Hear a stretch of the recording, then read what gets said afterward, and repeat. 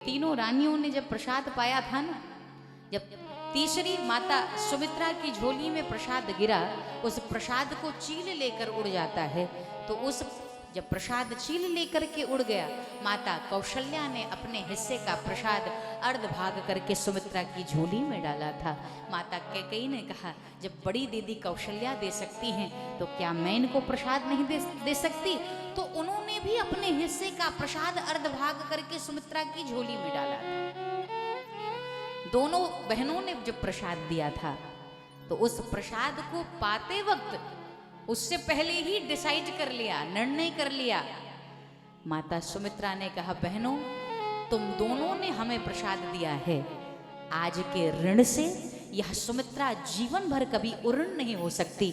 तुम दोनों बहनों ने हमें प्रसाद दिया तो मैं निश्चित रूप से यह बात कहती हूं कि विधाता जरूर मुझे 2 बेटे देगा। और यदि विधाता ने मुझे 2 बेटे दिए तो बड़ी दीदी कौशल्या, आपने जो प्रसाद दिया उस प्रसाद के प्रभाव से जो मेरा बड़ा वाला बेटा होगा उसे मैं जन्म तो दूंगी, लेकिन मैं कभी भी उसे अपनी सेवा में नहीं लगाऊंगी, उसे मैं तुम्हारे बेटे की सेवा में लगा दूंगी, उसे मैं तुम्हारे बेटे का दास बना दूंगी। कैकेयी दीदी, आपने जो प्रसाद दिया उस प्रसाद के प्रभाव से जो मेरा छोटा वाला बेटा होगा जन्म दूंगी, लेकिन कभी भी अपनी सेवा नहीं कराऊंगी, उसे मैं दासानुदास बना दूंगी, उसे मैं तुम्हारे बेटे का दास बना दूंगी। और कितना सुंदर है, अभी बच्चा गर्भ में ही है कि पहले ही डिसाइड हो गया, प्रसाद पाते वक्त ही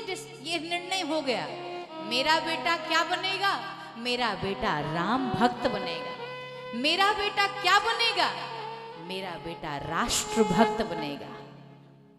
एक माँ बना सकती है बेटे को योग्य, कुयोग्य, धनवान, विद्वान।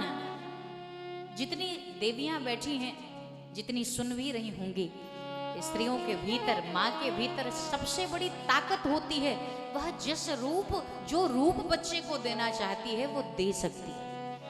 और केवल जन्म से नहीं, बल्कि गर्भ जब हो तो जब बच्चा संसार में ना आया हो, गर्भ में ही हो, तभी से उसके संस्कार बनने शुरू हो जाते हैं। और इसीलिए प्रहलाद इत्यादि की कथा आपने सुनी है कि गर्भ में ही समस्त ज्ञान ले लेते।